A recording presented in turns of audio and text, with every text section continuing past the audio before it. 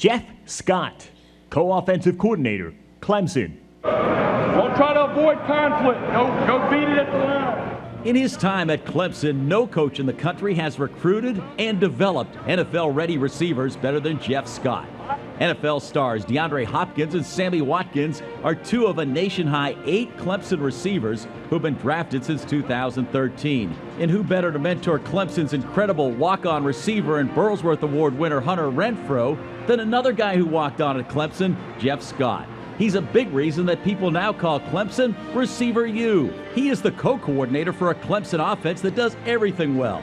They are 5th nationally in scoring offense, 11th in red zone offense, a top 30 offense in every stat. And Clemson's 2018 offense is the most balanced in Clemson history. 260 yards a game on the ground, 270 through the air, added up, and you have the 5th most productive offense in all of college football. Clemson has won big with Jeff Scott on the staff. Top 25 finishes in 8 of his 9 years as a full-time assistant, and a record 4 straight ACC titles. Today, the Broyles Award honors a coach who isn't afraid to think outside the box. Jeff Scott is a Broyles Award finalist.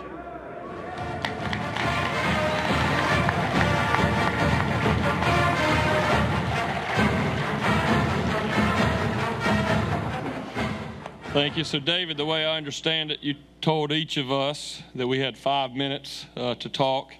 And so that means Tony had 5 minutes, I had 5 minutes. That means Clemson gets 10 minutes. And I believe by my watch, Tony only used 3 minutes.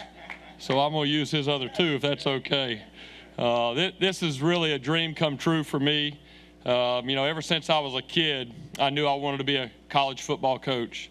I grew up, really feel like I was born into college football with my father being a longtime assistant coach at Florida State under Coach Bobby Bowden from 1983 to 93. And Coach Bowden was very gracious and always allowed the coaches' kids and coaches' families to be involved in the program. And I have many great memories of being on the practice fields there at Florida State, and being in the locker room, and being on those sidelines. And I loved it whenever I was in elementary school on Fridays. My dad would pick me up early, and I would go carooting with my dad. And that's what I'd say. I'm going carooting with my father and just getting in that car and riding down to Jacksonville. And I remember one time I was about 7 years old, and he stopped off at a store and bought me a full pirate costume.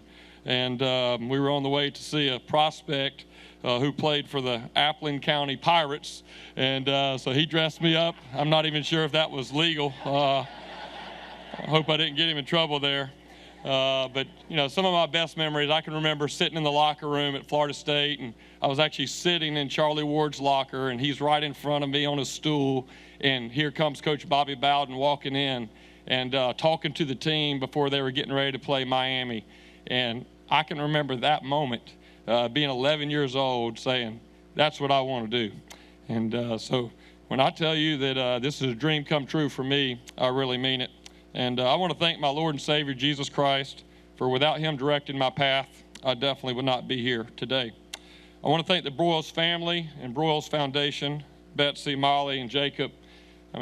Some of the most humble and gracious people that I've ever met, and you've already made us feel like family. Also want to thank David, Jeff, and Greg for all the work you do for this award. It is first class and top notch.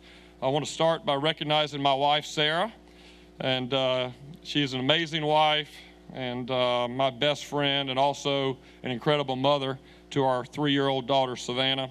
Also want to recognize my parents who are here, Brad and Daryl Scott.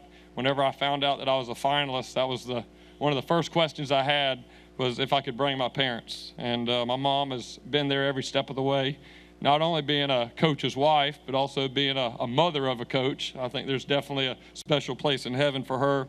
And then, my dad has been my role model since I've been a little boy, and definitely the primary reason that I got into coaching. And I've learned a lot from him through all the years. And I would say the number one lesson that I learned watching the ups and downs of his career is to always keep your priorities in order no matter what: faith, family, and football. People ask me all the time, what makes Clemson so special? And I've been fortunate. I went to school there and now been on staff there for 10 years. And there's no doubt it's all about the people. And it really starts at the top. And our school president, Jim Clements, is incredible. He's one of the best recruiters that I've ever been around. I think he reminds me, I think he's 24-2 as a recruiter for prospects that we've brought up to his office to see him. And our director of athletics, Dan Radakovich, is one of the best in the country, and it's amazing what he's done with our athletic program there at Clemson. And then our head coach, Dabo Swinney. Coach Swinney is one of the most humble and genuine people that I've ever been around. And I've been fortunate that, I was really with Coach at the very beginning. In 2008, I came back to Clemson as a graduate assistant coach, and Coach Swinney's the wide receivers coach. Clemson was actually picked to win the ACC preseason, so I was all excited. Coach Swinney ran our football camps, and he was the director of our football camps. I'd been around those camps my entire life, so he asked me, since I was a GA now on staff, if I would kind of take a role and help him with that. So I did that, and late July of that year, he gave me a call and just said, Jeff, I just want to thank you for doing a great job helping me with the camps. You're going to be a great coach, and one day when I become a head coach, you're going to be one of the first people that I hire. And I said, that's nice, thank you. I told my wife, I said, hey, Coach Swinney, young coach, probably be a coordinator in a couple years, head coach a couple years after that. It's nice to have something like that. 3 months later, in October of that year, he's named interim head coach. And he called me into his office and said, all right, here it is. I told you it was coming, just a little bit quicker. And he moved me from GA to wide receivers coach. And he told me, even though the odds might not be great for him to get the job, that if he did, he was going to keep me on as the wide receivers coach. So I was all excited because I knew, being around this profession, just how difficult it is to kind of get that shot. So I know this is my shot. So I went home that night and I was telling Sarah all about it. And I'll never forget, right before we went to bed, it's about midnight, right across the ESPN ticker, it says, Clemson wide receivers coach Dabo Swinney named interim head coach today. And then it went on to say 0 of the last 29 mid-season interim head coaches went on to be named permanent head coach.